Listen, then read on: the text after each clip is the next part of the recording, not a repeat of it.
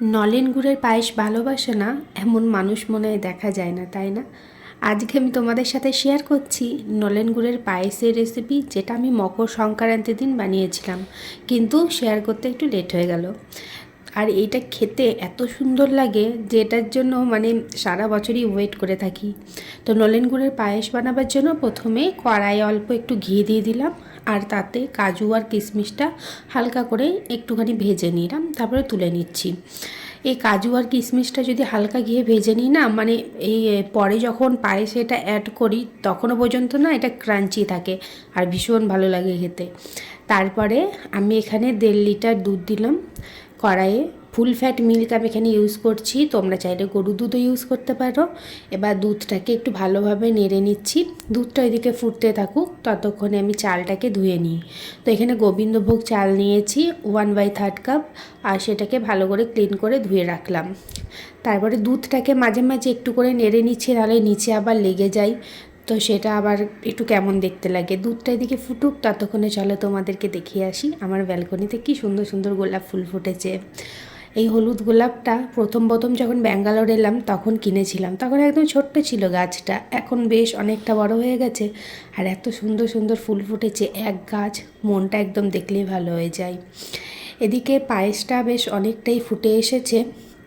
আমি যে চালটা ধুয়ে রেখেছিলাম, এবার সেই চালটা এখানে অ্যাড করে দিচ্ছি, কারণ চালটাকেও তো একটু সেদ্ধ হতে হবে, সেই জন্য।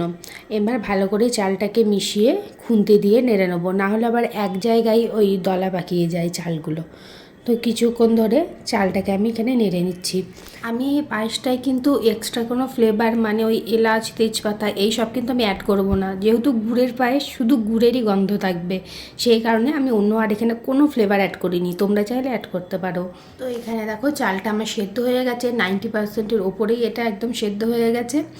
এবারে আমি এখানে অ্যাড করে দেবো কাজু আর কিশমিশটাকে। কাজু আর কিশমিশটা আমি লাস্টের দিকে অ্যাড করি, তাহলে কাজুর এই ক্রাঞ্চিনেসটা একদম লাস্ট পর্যন্ত থাকে আর খুব ভালো লাগে খেতে পায়েসে ওটা। তো কাজু আর কিশমিশটা অ্যাড করে ভালো করে নেড়ে দিয়েছি। এবারে আমি দিয়ে দিচ্ছি খেজুরের গুড়। গুড়টা তোমরা পরিমাণ মতন অ্যাড করবে, যে যেরকম মিষ্টি খাও। আমি কিন্তু আর এখানে কোনো রকম চিনির ইউজ করিনি, খালি গুড় দিয়ে এটা করছি। এবার গুড়টা দিয়ে ভালোভাবে মিশিয়ে নিচ্ছি। আমাদের পায়েস রেডি হয়ে গেছে। এবার আস্তে আস্তে আমি গ্যাসের ফ্লেমটাকে অফ করে দেবো, আর তারপরে এটাকে নামিয়ে নেবো। আর আমি দুধটা না এতটাই বেশি রেখেছি, কেননা এটা একটু বড় গাঢ় হয়ে যাবে, তো দুধটা তখন গাঢ় হয়ে গেলে এমনিতেই কমে যাবে। এই দেখো কিছুক্ষণ পর দেখাচ্ছি, এটা তোমাদের ওই 8 ঘন্টা থেকে 1.5 ঘন্টা পর দেখাচ্ছি দুধটা কতটা ঠিক হয়ে এসেছে।